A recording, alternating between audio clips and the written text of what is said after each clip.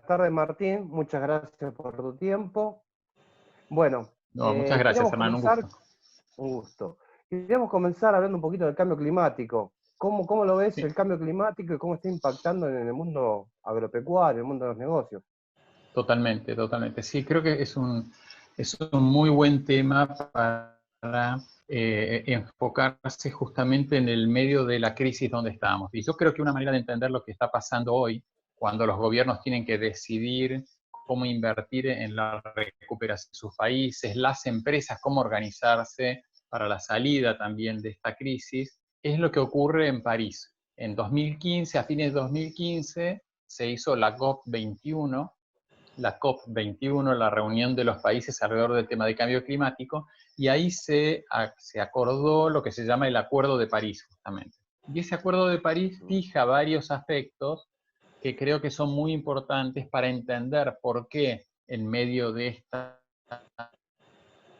pandemia hay como un movimiento en el mundo de la mayoría de los países, quizás salvo algunos, ¿no? Como Estados Unidos o algún otro, pero aún a pesar de que hay algunos gobiernos de pocos países que no están muy alineados con esto, sus empresas y sus gobiernos provinciales o municipales, o en el caso de Estados Unidos, los estados, están muy comprometidos con tratar de cumplir con la primer meta de París, que era que la temperatura de la Tierra no supere los 2 grados y que más bien el calentamiento que el hombre está haciendo a partir de la quema de combustibles fósiles se mantenga entre 1,5 grados y 2 grados. Pero creo que ahí es un momento para empezar a analizar, ¿no?, lo que se acordó en París.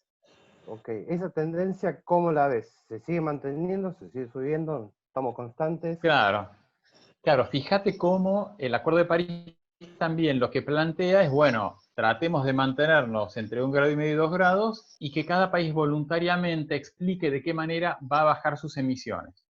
Ok, Entonces, la suma de las contribuciones de los países de cómo bajar sus emisiones no da nada bien. O sea que no es suficiente para mantenernos entre 1,5 grados y 2 grados, da más bien cerca de 4 grados, con lo cual está el bien. planeta en 4 grados sería prácticamente inhabitable para el ser humano. Entonces, también lo que plantea el Acuerdo de París es que es importante que los países, además de las contribuciones que hagan hacia adentro ellos mismos, que también promuevan desde el punto de vista de la actividad económica, que esa actividad económica favorezca las inversiones en actividades que sean positivas para el ambiente. Y ahí es donde aparece, y todavía se está negociando, lo que se llama el artículo 6 y la creación de grandes fondos internacionales para apoyar, sobre todo los países en desarrollo, en avanzar en esto. Pero el artículo 6 tiene que ver con la creación de un mercado global de bonos de carbono. Es Ok. decir, que aquellos que emiten, que son contaminantes, que paguen y que estén obligados a comprar o a pagarles a aquellos que generan acciones positivas. Y ahí es donde creemos que entra, esto que me preguntabas recién, el rol de la Argentina, que es un país con una gran superficie de ecosistemas muy variados, muchos bajo producción, otros no, pero en esos para poder secuestrar carbono y hacer una contribución justamente al cambio climático. Perfecto. Martín, de estas nuevas tecnologías o de la innovación Sí, tecnológica, ¿cómo ves vos sí. el mitigar o cómo se puede dar una mano para solucionar el cambio climático? Si es que lo hay. Claro, claro. También una de las cosas importantes que se acordó en París es que ya no alcanzaba con bajar las emisiones, sino que había que generar este secuestro de carbono o toma de carbono de la atmósfera y guardarlo en algún lugar. Y el lugar más importante que tenemos para guardar ese carbono de la atmósfera son los suelos. Y las plantas, a través de la fotosíntesis, justamente lo que hacen es tomar carbono del suelo y cuando esa planta se descompone en sus raíces o sus hojas, va, digamos, incorporando el carbono en el suelo. Entonces, ahí aparece un primer conjunto de tecnologías hoy que se le está dando muchísima atención, y esto empezó hace relativamente pocos años, ¿no?, después de 2015, 2016, que justamente es ayudar a los productores agropecuarios, ¿no?, de todo el mundo, a que ellos aprendan de qué manera sus suelos emiten, por ejemplo, si se hace labranza o si se fertiliza de manera inadecuada, y que al revés, en cambio, si se hacen las cosas correctamente, ¿no? La fertilización justa en los momentos exactos, esas emisiones bajan mucho, y si no se hace labranza, por ejemplo, puede también aumentar ese contenido de carbono en los suelos y ayudar a la disminución del CO2 que hay ya en la atmósfera en exceso. Perfecto, perfecto. Uh-huh. Clarísimo, Martín. Bueno, te quería tocar un poquito también el tema de bioenergías. ¿Cómo está Dale. posicionada la Argentina? ¿Cómo lo ves en el tema de bioenergías? Sí. ¿Hay un proyecto? ¿Cómo lo venimos encarando? Uh-huh. Sí, eso creo que también es otro punto muy importante, porque justamente cuando uno mira estos trabajos grandes que hicieron los científicos reunidos en el IPCC, ¿no? Que es el Panel Intergubernamental de Cambio Climático, desde París para acá, que se publicaron 2 informes especiales donde trabajaron varios científicos argentinos.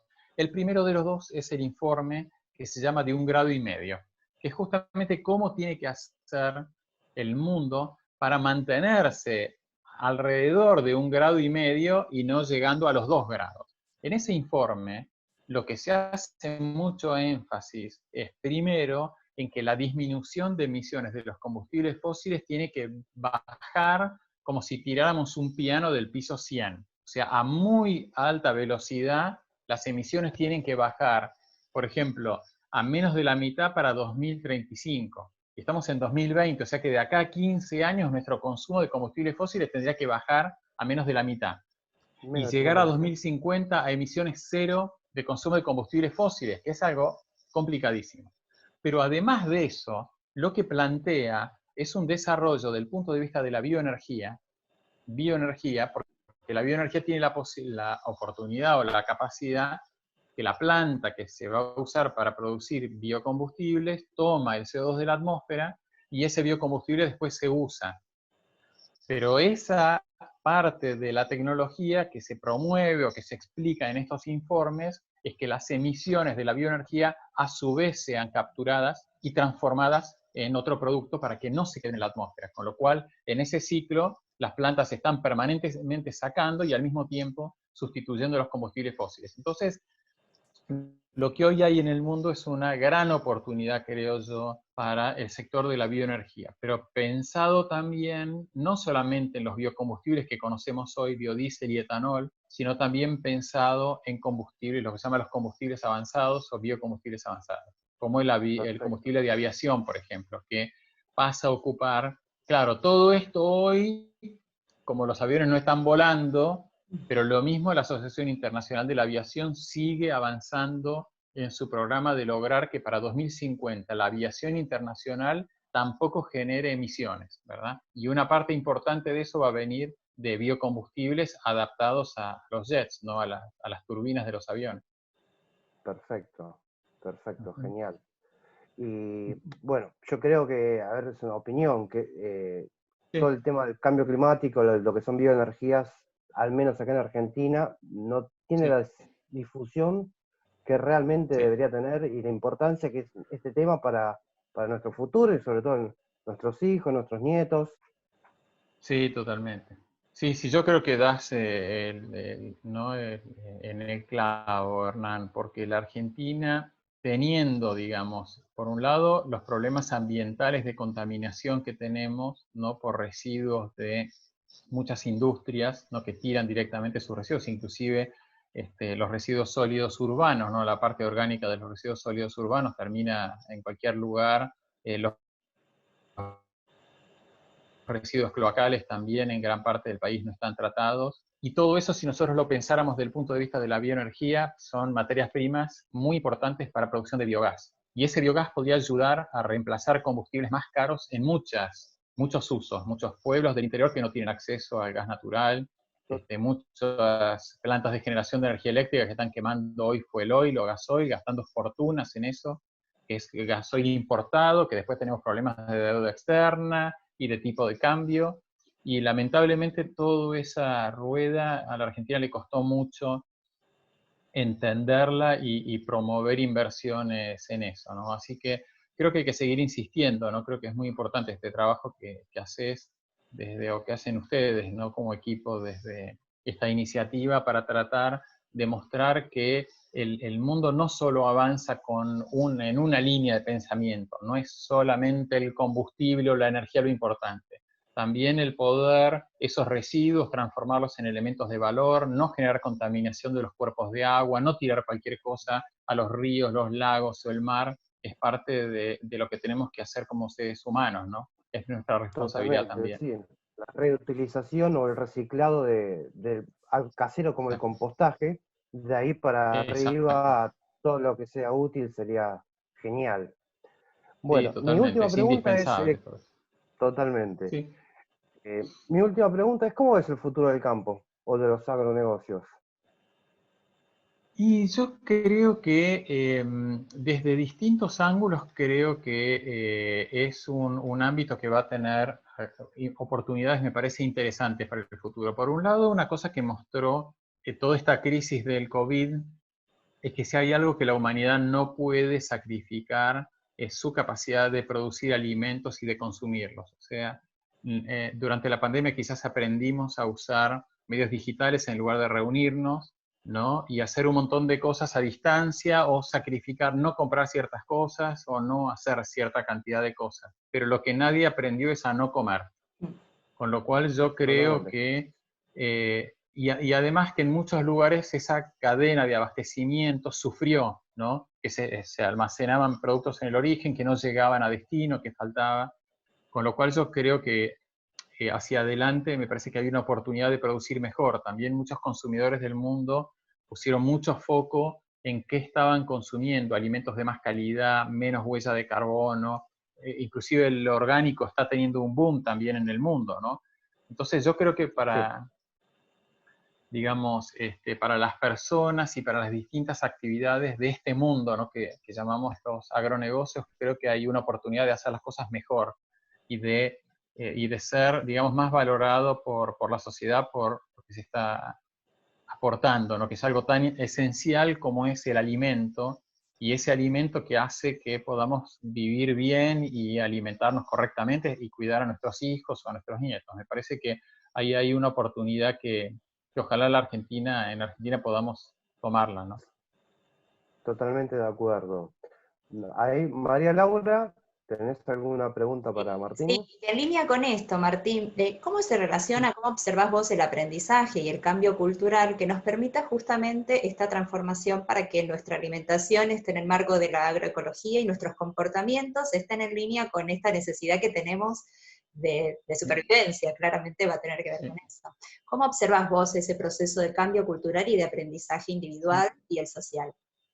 Sí, mira, María Elena, me parece una pregunta súper interesante, porque creo que una de las cosas que fue pasando en los últimos años, quizás eh, por distintas razones, ¿no? De la urbanización o de cada vez la vida más ajetreada, más complicada, es alejarnos de entender cómo funciona el origen de los alimentos y cómo funcionan los ecosistemas y cómo están las personas que viven en esos lugares y qué oportunidades tienen o qué falta de oportunidades tienen, ¿no? La soledad de estar en el campo y producir, y creo que se fue generando como un montón de ruido a distintos niveles, y yo creo que esta también, en ese sentido, debería ser la oportunidad también de la revalorización de esas personas que, a pesar de todo esto, siguieron produciendo, cosechando, trabajando, poniendo en los camiones, enviando, preparando, almacenando, estoqueando, y nosotros nunca nos faltó,